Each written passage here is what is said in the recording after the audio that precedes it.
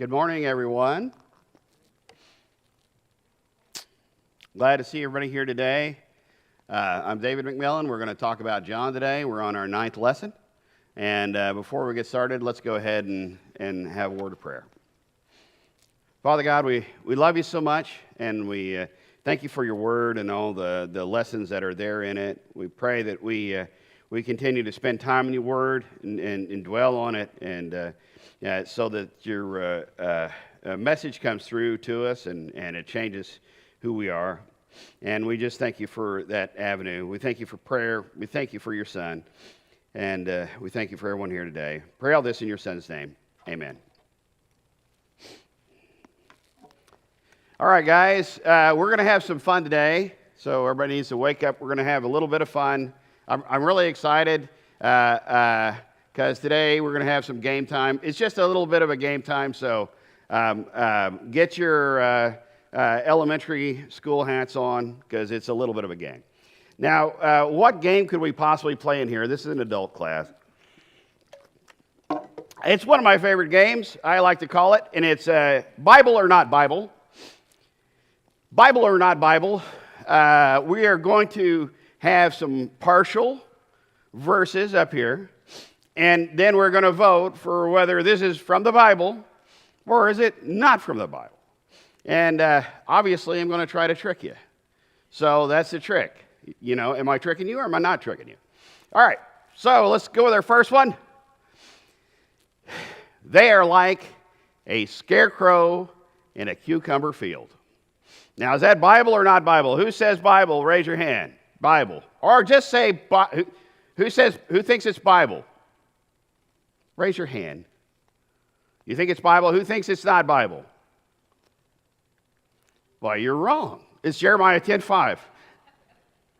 I got such a kick out of that. I just happened to be flipping through Jeremiah and I was like going, they're like a scarecrow in a cucumber field. It's actually a really cool verse. That's the first part of it. I thought I'd get you with that one. How about this one? This is a favorite of mine. This too shall pass. Bible? Who says it's Bible? Raise your hand. It says Bible. Who says it's not Bible? Ah, y'all are smart. That's good. It's not Bible. It's really close to it came to pass, which is all in the Bible. How about this one? This one is different. Spare the rod, spoil the child. How many times have you heard that? 1 million? 2 million? 3 million? Bible or not Bible? Raise your hand if you think it's Bible. All right. It's very close to Bible, but it's not quite Bible. Proverbs 23:13 says something about the rod's not going to kill him. You know, it says, discipline, your son could use some discipline, but the rod's not going to kill him. All right. Beware of the dogs. Bible or not Bible? Who says Bible? Who says not Bible? It's the start of Philippians 2:3. Kind of interesting. God works in mysterious ways. Bible or not Bible? Who says Bible? Who says not Bible? Not Bible. Now it's close to Isaiah 55:8-9, where your ways are not my ways. All right. The heart knows its own bitterness. Bible or not Bible? Who says Bible? Who says not Bible? It doesn't sound like Bible, but it is Bible. Proverbs 14:10. Now, these are hard. I understand. How about this one? This is one that is a popular phrase. The lion shall lay down with the lamb. Bible or not Bible? Who says Bible? Who says not Bible? It's actually not Bible. And that one really kind of threw me when I was like going, isn't that Bible? I always want to find that in my Bible, but I can't ever find it. It's really close, but it's not in the Bible. It says something about the lion eating hay or something, and the wolf lie down to the lamb. All right, money is the root of all evil. Now, y'all should know this one because one of the other teachers made a good point about this one time. Bible or not Bible? Who says Bible? Good. You paid attention. It's not Bible. It's really close to 1 Timothy 6:10. But what is the real verse? The love of money is the root of all kinds of evil. So that's not the same thing. All right. And last one here. I think it's the last one. Yeah. God won't give you more than you can handle. Bible or not Bible? Who says Bible? All right. That's close, but no cookie. It's close to 1 Corinthians 10:13, where he says, no temptation is greater than you can bear. But he doesn't say God won't give you more than you can handle. In fact, it says he will provide a way of escape.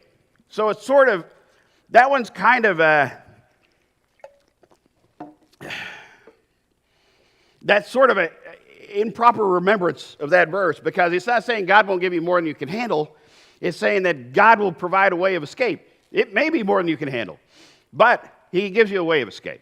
So that's kind of where we are there. Now, I'll explain why we had that little game later, but I just thought that would be fun. Everybody seemed to enjoy it. A good way to wake up. All right.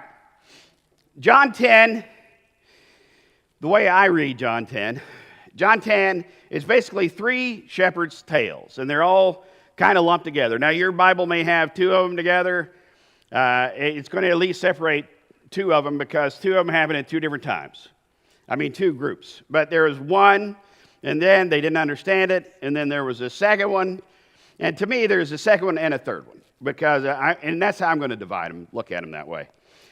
All right, so the first lesson I like to call Shepherd and His Sheep, because it's the relationship between a shepherd and his sheep. Now, in order for me, I'm going to give you a little bit of context and background. This picture is not good, but it's the best one I could find. In the world of sheep pens, I have learned a lot. In first century, there were sheep pens that were in town, and there were sheep pens that were in the country. Now, the sheep pens in town were used by more than one shepherd. More than one shepherd. That's why you have these little stalls. And what would happen is there'd be a door in the front, and a guy guarded the door. And then the shepherds could come in with their flocks. They'd take them to their little section, and then they would spend the night there, and then they'd leave. The doorkeeper would know who the shepherds are, so they wouldn't let strangers in. They would go in that way. So the first lesson is going to be about a city pen. John 10, verse 1. Truly, truly, I say to you, the one who does not enter by the door into the fold of the sheep, but climbs up some other way, he is a thief and a robber. But the one who enters by the door is a shepherd of the sheep. Now this there's kind of two lessons here, and I don't know if I've been thinking about this forever, trying to figure it out, but there's kind of two lessons here. Number one lesson is, what are your intentions? Do you want to help the sheep, or you don't want to help the sheep? You find some dude in the sheep pen. Does he want to kill the sheep? Does he want to help the sheep? You don't know, because you don't know how he got in. But what this is trying to say, I think, is two things. If somebody, it's all about group dynamics. You don't know if somebody has ulterior motives. In any group, if there's a leader in a group, one person may be trying to use that group for his own benefit. One leader may be wanting to help that group. One leader may want to advance or take their money, and then one leader may want to help that group. And whenever there is bad intent, there has a tendency to be deception.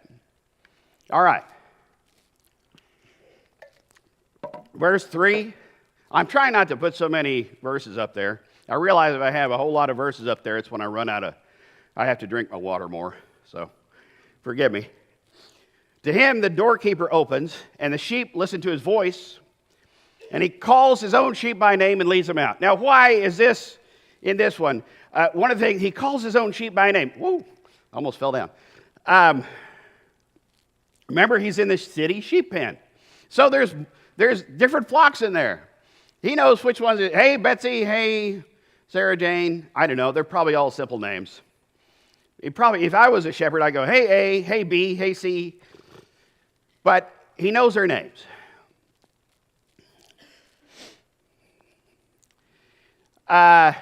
Verse 4, he puts all his own sheep outside. When he puts them all outside, he goes ahead of them. And the sheep follow him because they know his voice. Now, those of you who know a little bit about sheep tending, you may have seen those amazing sheep dogs, or there's a lot of dogs you can get nowadays that will help you with herding animals. But there's these little dogs. They're really smart. I'm talking like I know what I'm talking about, but I really don't that much. But I've seen videos. These little dogs will run behind the sheep, and they'll move the sheep the way they need to go. But notice that this sheep can also be led by someone. If they really know who you are, they'll follow you. That makes me think of going to someone's ranch. I used to go to a person's ranch and go fishing, and whenever I would do that, they would follow my truck, because when they saw a truck, they thought that was food. So I'd have all these cows chasing me to the fishing hole, which I did not like. But they follow what is familiar. And to a cow, a truck is just as familiar as a farmer. But sheep really get to know people individually. Verse 5. However, stranger danger. A stranger they will not follow, but flee from him, because they do not know the voice of strangers. So that's really cool about sheep. One thing about sheep is they're not just going to follow anybody. They're going to follow somebody that they know. Okay. So let's look at this quickly. We're going to look at this every way you can look at it, so don't worry if you have other ways you want to look at it. But I like looking at it this way first. There's a benefits from having a close relationship with God, right? And one of those things is, Jesus said, you shall know the truth, and the truth shall set you free. Following Jesus is straightforward truth, honesty. But we all know that there are lots of churches that spring up in different places where they're just about this guy who wants to make a lot of money off the townsfolk, and he'll make a lot of money off the townsfolk, and then he'll get up and leave, and because he just wants to steal and kill and destroy. The other thing here, and this is why we play that game. The sheep will not follow, but they flee because they don't know the voice of a stranger. But the opposite is true, of course, of the shepherd. He knows the sheep by name, and he leads them out because they know his voice. How do we know his voice? How do we know if the guy up in the pulpit is a thief or a shepherd?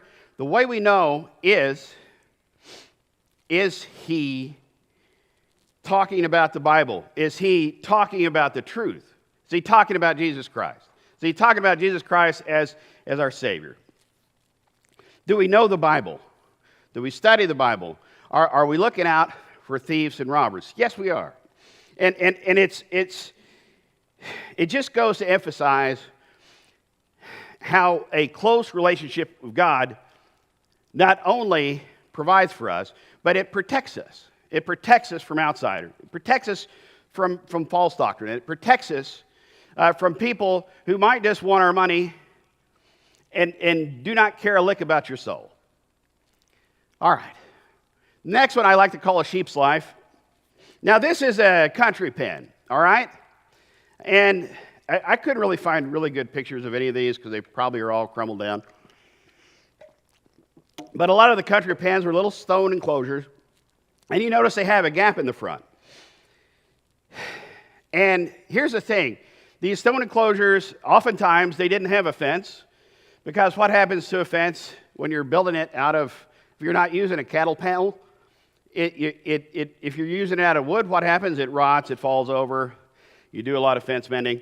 What they would do, leave the sheep in there, and then at night, because they only bring them in at night, and then the shepherd would lay across the door and keep the sheep in there. That way, nobody's going to come in. They're not going to come in unless they get through the shepherd. The shepherd is there he's not staying up all night, but he is there ready to attack anything that comes towards the sheep. And I have a feeling that shepherds didn't get a lot of sleep a lot of times if they were worried about wolves. But they act as the door to this gate. So when he started talking about it again, he says, well, maybe I have some more rural people. Let's talk about the rural situation. Verse 7 requires a big swig of coffee. So Jesus said to them again, truly, truly, I say to you, I am the door of the sheep. So when he's saying I'm the door of the sheep, it's not so weird. He's saying that I'm laying across the sheep pen. I'm acting as the door. All those who came before me are thieves and robbers, but the sheep did not listen to them. Now, all of a sudden, we've kind of changed tactics here. Now we're talking about all those who came before me, not the guy that sleeps in over the back. So I guess this part is about all those who came before me. And we'll talk about that a little bit when I get done with it. Verse 9, I am the door. If anyone enters through me, he will be saved and will go in and out and find pasture. See why I called it a sheep's life? Because this is what happens with the sheep when they're under a shepherd. They're going to go in and out and find pasture. They will be saved. They're protected. And the thief only comes to steal and kill and destroy. I came so that they will have life and have it abundantly. So what does the sheep want? Well, he wants life. He just wants to live abundantly. He just wants to have pasture. He just wants to be safe. So, if you go to Ezekiel 34, and I'll spend just a little bit of time. I wanted to spend some more time, but I didn't want everybody to get bogged down in the Old Testament. But I love Ezekiel 34. Ezekiel 34 talks a lot about bad shepherds and thieves and robbers. Verse 3, Ezekiel 34, you eat the fat and clothe yourself with the wool. That's stealing. You slaughter the fat sheep without feeding the flock. That's killing. Those who are sickly you have not strengthened. Destroying. The disease you have not healed. Destroying. The broken you have not bound up. Destroyed. The scattered you have not brought back. That's more or less killing, because they're going to get eaten by something. Nor have you searched for the lost. Again, killing. But with force and with violence you have dominated them, destroying them. Kind of bleak, right? But there's a good side of that. You go to verse 12. As a shepherd cares for his flock on a day when he is among scattered sheep, so I, this is talking about the Lord, will care for my sheep and will rescue them from all the places they are scattered on a cloudy and gloomy day. I like that little bit at the end there, cloudy and gloomy day. The sheep probably aren't expecting to get rescued on a lousy day like that, but there they're going to be. Verse 14, I skipped the whole verse there to make it a little easier. I will feed them in a good pasture, and their grazing place will be on the mountain heights of Israel. There they will lie down in a good grazing place and feed in rich pasture on the mountains of Israel.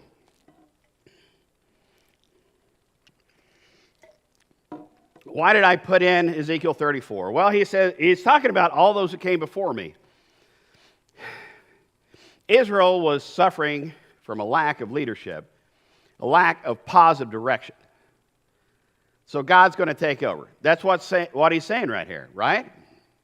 All right, let's go on to the next. Shepherd versus a hired hand. I really love this picture. I hope you enjoy it too. This is Jesus fighting a dire wolf, I think, because I've never seen a wolf that big in my life. But it's a really interesting picture, and it goes with the thing. I am the good shepherd. The good shepherd lays down his life for the sheep, right? He who is a hired hand and not a shepherd, who is not over the sheep, sees the wolf coming and leaves the sheep and flees. And the wolf snatches them and scatters the flock. He flees because he's a hired hand and does not care about the sheep. I'm the good shepherd, and I know my own, and my own know me. I love the verbiage of John chapter 10 because it's very comforting to me. I know my own, and my own know me.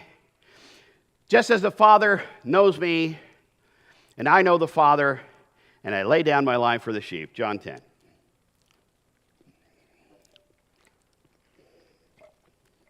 But yet, it goes on. And this is an interesting part. And one thing about John that's a little bit different than some of the others is it tries to spend a lot of time talking about Gentile populations. And I have other sheep that are not of this fold. I must bring them also, and they will listen to my voice. And they will become, this is the good part, this is the kicker, and they will become one flock with one shepherd. For this reason, the Father loves me, because I lay down my life so that I may take it back. That's an interesting verse. How many of you remember that verse? Do you remember Jesus said, the Father loves me because I lay down my life? It's really interesting. He loves that about Jesus, that he laid down his life on his own free will. No one has taken it away from me, but I lay it down on my own free will. I have authority to lay it down, and I have authority to take it back. This commandment I have received from my Father. I added a have there, sorry. So, how do you think they received this message about the Good Shepherd? At least the Pharisees didn't like it. Verse 19, dissension occurred again among the Jews because of these words. Many of them were saying, he has a demon and is insane. Out of all the lies, that's perhaps my favorite. Not only do you have a demon, but you're crazy. Why do you listen to him?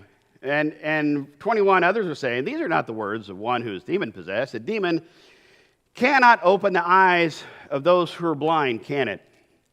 The other thing that John really does a good job is it provides two sides of one argument. Whenever he does a message, he wants to show you the pros and the cons. These are the pros and these are the cons. These are the guys that say, hey, I don't believe it. And these are the other guys that say, I believe it.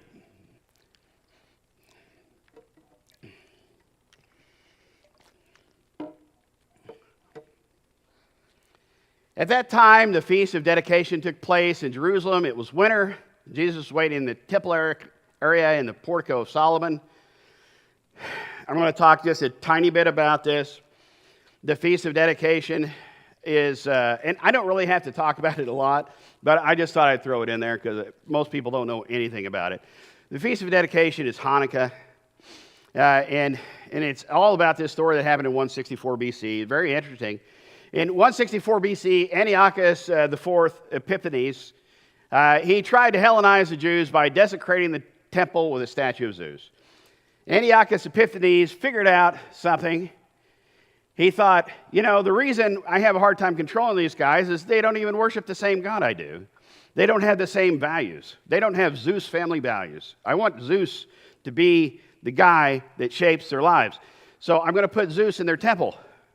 Now, and here's the thing that's weird about that. Many Jewish people accepted this Hellenization and offered sacrifices to Zeus. They said, hey, I guess we're not Jews anymore. We're just going to offer sacrifices to Zeus. It's cool.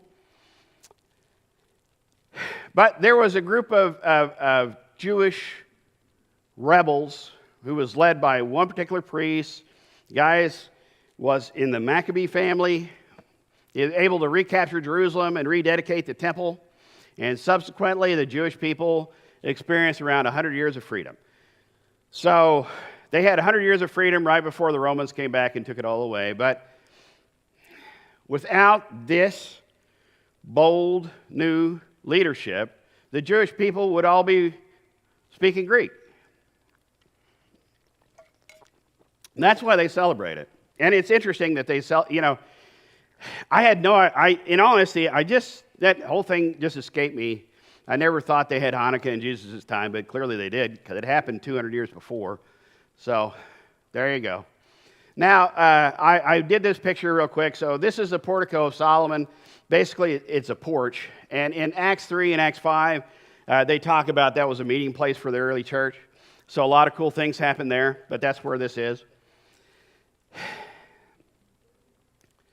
Verse 24, the Jews then surrounded him and began saying to him, "How long will you keep us in suspense? If you are the Christ, tell us plainly."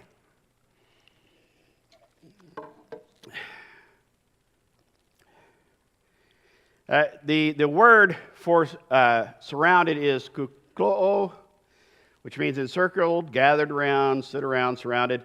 The interesting thing, the only reason I'm even stopping, pausing, read this verse in Psalms 22.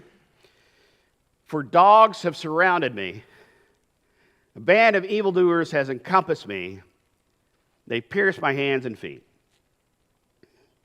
So when you think about these guys, don't think about these guys as having good intentions. These guys don't have good intentions. They're surrounding him. They're trying to trap him in the same way. They don't care if he's the Christ. They just want to catch him. And that's a failure of leadership. There's a verse here in Jeremiah 10:21. Part of the reason I put it in there is because it has the word stupid in it. "For the shepherds have become stupid." That's how I feel a lot. "And have not sought the Lord. Therefore they have not prospered, and all their flock is scattered." Why are the shepherds not smart? They have not sought the Lord. And that's where leadership breaks down, is when it loses its focus, and its focus ought to be God. This is an interesting mosaic. I am the good shepherd. And so what does Jesus do? How does Jesus combat this dilemma? He's got all these people that are believing him, but then he has the Pharisees that keep challenging him all the time. Right there, when he's in the middle of his sermon, if you will, the Pharisees keep questioning him. The interesting thing to me is he does this. He takes the illustration he used earlier about the shepherd, and then he kind of uses it in a way that reviews everything he's told the Pharisees up to this point. Jesus answered them, "I told you, and you do not believe. The works that I do in my Father's name, these testify of me." That picture in the background, that's Jesus healing the eyes of a man more blind. Way back in John 4, then Jesus said to them, "Unless you people see signs and wonders, you simply will not believe." Why did Jesus do so many signs and wonders? Because he was trying to convince people that he was from God. And he had to say that a lot of times. But this is one of the earlier times that he said it. And then he goes, verse 26, he says, "But you not believe because you are not one of my sheep." And so I really like that little guy. "The one who is of God hears the words of God. For this reason you do not hear them, because you are not of God." Remember that from John 8?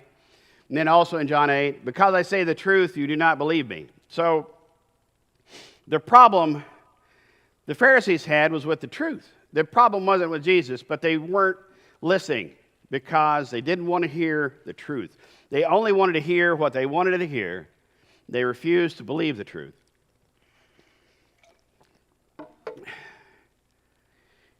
"My sheep listen to my voice, and I know them, and they follow me." John 8:31, "If you continue in my word, then you are truly my disciples." Do you hear the voice of Jesus in his word? Then you're truly his disciples. If you continue in his word, that's why we have to continue in his word, so we'll know his voice, so we'll know Bible or not Bible and get it all right. Of course, that's silly. The Bible or not Bible is just a little test. That doesn't really mean you know the word. what it means is if you hear something you don't think it's from the Bible, you look it up. That's to me what it means. Because I don't think you can expect an average guy to memorize the whole Bible. And I think memorization is great. But if you don't know all the Bible that well, you shouldn't feel bad. The thing is, you've got a Bible. And when somebody says something and they say it's from the Bible, look it up and read it in the Bible. And then you know it's from the Bible, right? That, to me, is what it's all about. And verse 24, way back in John 2, but Jesus, on his part, was not entrusting himself to them because he knew all people. We know from the beginning of the book of John that Jesus knew everyone. He was meeting them, but he knew everyone. He already knew what was in people. Verse 27. My sheep listen to my voice, and I know them, and they follow me. Where do we also talk about following? We also talk about following. Jesus spoke to them again, saying, I am the light of the world. The one who follows me will not walk in the darkness, but will have the light of life. I could have done a lot more extensive review, but because almost everything he's saying here is he said it in 2 or 3 different ways. Now, here, everybody's going to wonder what that picture is. And the only reason I included this is because of a word we're going to get. That picture is a harpy. A harpy is a Greek mythological creature, half woman, half eagle, with big sharp claws. What do harpies do? They fly out on boats and grab people off boats and take them away. And they're scary. They look scary, don't they? Now, why did I put that in here? And I will give them eternal life, and they'll never perish, and no one will snatch them out of my hand. That word snatch in the Greek, where they get that word snatch is from harpies. It's the same root word as harpy. So a harpy is a snatcher. He comes and grabs you with those big eagle claws. It's kind of it's like if you live in Alaska and you have a little dog and the eagle comes and grabs your little dog and you don't like that. It's a scary thing. The mythological concept is very scary. My Father who has given them to me is greater than all, and no one is able to snatch them out of the Father's hand. Notice how he now says, you can't snatch them out of my hand, and you can't snatch them out of my dad's hand. He's saying that 2 people both love you very much, and they're not going to let you go. I can't forget good old John 6:39, and this is the will of him who sent me, that everything he has given me, I will lose nothing, but will raise it up on the last day. See how he's just more or less summarizing all the stuff he's already taught them, but he's saying it in shepherd terms mostly. So, what does this mean for us? I've decided to flip this on its head a little bit, just for fun. I think we're doing the deacon thing today, am I not mistaken? I know we've at least been talking about deacons. It's not exactly flipping on its head. But what is a shepherd but a leader? What is a good shepherd but a good leader? You know, and here I'm going to kind of throw this out there, and you may not know this. In the ancient Mideast and in Egypt, there were these things called shepherd kings. Do you see that? You see that little thing in the background, that little crook and the little flail? Where do you remember seeing those? I guarantee you remember seeing them. You remember seeing them, I mean, if you're as old as I am, in the 1970s, King Tut. King Tut has a little shepherd's crook and a flail right on his chest. Why does he have that on his chest? Because he's a shepherd. And Egyptians were kind of lousy shepherds. They used flails. Probably didn't need to use flails. But they had a shepherd's crook. Why? Because that was a symbol of his kingship.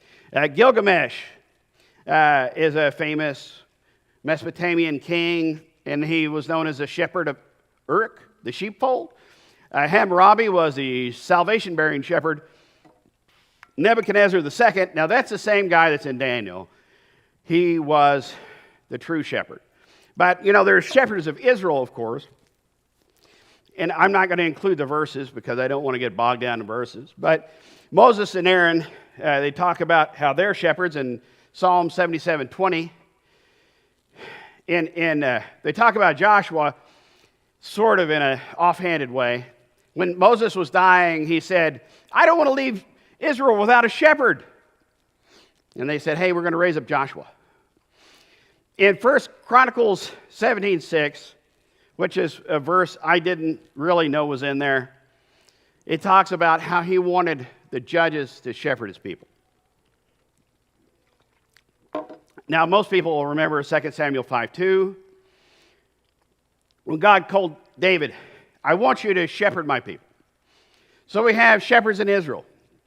We all know the Lord is my shepherd. There's a million verses in the Old Testament talk about how God is a shepherd. But the way God is a shepherd is the way we should be shepherds, the way we should lead people. Now, this lesson is not really just for people that are in leadership positions. To me, everybody's going to find yourself with an opportunity to be a leader if you're ever in a group. And if you just so happen to be unlucky enough to be the leader, I like to be the follower. But if you ever find yourself so unlucky to be the leader, we can learn some things about the Good Shepherd. And remember this, at a time of remembering leadership, Jesus takes the mantle of leadership. Hanukkah is a time of remembering the leaders who saved Israel from the Greeks. Israel was lost without true shepherds or spiritual leadership. Jesus would take on the mantle of the Good Shepherd, the only one who truly knows them individually and their needs. And this is true now and forevermore. The only one that really knows you, it's not your wife, it's not your mama, it's God. That's the only one that really knows who you are. Because he's the only one that can see through all the outward stuff. And he sees right at your heart. And that's the kind of shepherd you need. Because there isn't any other shepherd that can shepherd you. Do you understand that? So when we're talking about leadership, God is the ultimate shepherd. No one knows you that well. Jesus said he was the one to protect them from the wolves that would devour him. He's the one that would lead him to green pastures and abundant life. Jesus had a lot of offerings there. But what can we take out of that? And I've come out with 8 little things, and we'll talk about them a little bit. Help people without harming people. I got this from the part where it says the thief climbs up over the back way. I had that a million different names, but here's a problem. Shepherds can turn into thieves when their motivation changes. A shepherd who's a bad shepherd is going to say, hey, here's an opportunity for me to take advantage of this person. And they're going to do it. They say, hey, I don't mind harming them a little bit. They'll never know. And so, as a leader of people, if you ever get a chance to lead people, remember, a job as a good shepherd is to help them and never hurt them. Never, ever hurt them, even if they'll never know it. Never take advantage for 1 minute. Never collect money for something and stick half of it in your pocket because of your personal money handling fee.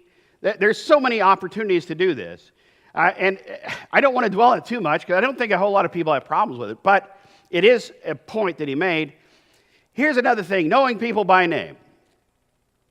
And I'm really not very good at this. I'll be honest with you. I'm not very good at this at all. That's why I'm glad we have directories. Have you ever noticed that this has happened to me a couple times? Got it. Have you ever won an award and they spelled your name wrong on the award plaque? Did you really win that award? Are they really awarding you? That's not my name. It's not my name. It's infuriating. I want them to know who I am if they're going to give me an award. Know people's name. Be known by people. That's a whole different thing. Expose yourself. Say, hi, I'm David. I'm kind of different.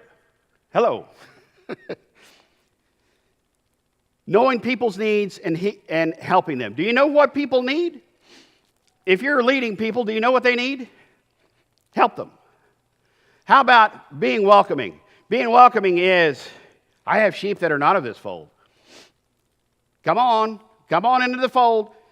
Make everyone feel connected. One fold, one shepherd. Lead by example. The sheep follow him. Faithful to the end. Unfortunately, shepherding is your whole life. You don't have a second job where you can just sit around. We have to be faithful to the end. Let's talk about this real quick. Death is uncanny, or faith is uncanny. So when he heard that Lazarus was ill, he stayed 2 days longer in the place where he was. Why did he do that? Then Jesus told them plainly, Lazarus has died, and for your sake I am glad that I was not there, so that you may believe. But let's go to him. Then Thomas, called the twin, said to his fellow disciples, let us go, that we may die with him. The guy we call the doubter had an interesting show of faith. But why is faith uncanny? Faith is a flower that grows when it's cold and there's no light, and blooms in the darkest of times. And when it's nice, it kind of shrivels up. Did you know that cemetery is the same word as bedroom? That's kind of weird. Every time you say cemetery, you are confessing that there will one day be a resurrection. If all these people are asleep, then one day we're going to wake up. That's amazing. Daniel 12:2 talks about that. Now here's the thing. So that when Martha, when she heard that Jesus was coming, went to meet him, and Mary stayed in the house, Martha then said to Jesus, Lord, if you had been here, my brother would not have died. And how many of you heard the unspoken question in that? Why'd you let him die? Even now, I know that whatever you ask of God, God will give it to you. She showed some faith there. Jesus said, your brother will rise from the dead. Martha said, I'll know he'll rise in the resurrection on the last day, because Jesus already told him. But Jesus said, I'm the resurrection and the life. Mary had the same response. He was deeply moved. The one thing about deeply moved, unfortunately, I was really trying to finish, but I'm not going to be able to. Here's the thing about whenever we're going through hard times, just keep this in mind, and I can end it here pretty nicely. That deeply moved, it doesn't just mean sad, it means angry. How many of you have experienced this loss and felt sad and angry? We all know from the next verse that Jesus wept. There's sadness, there's anger, and when we're going through a tough time, just know that Jesus has been there too. God has been there too. And that's all I can say, because I went too long. Thank you very much. We'll see you next week.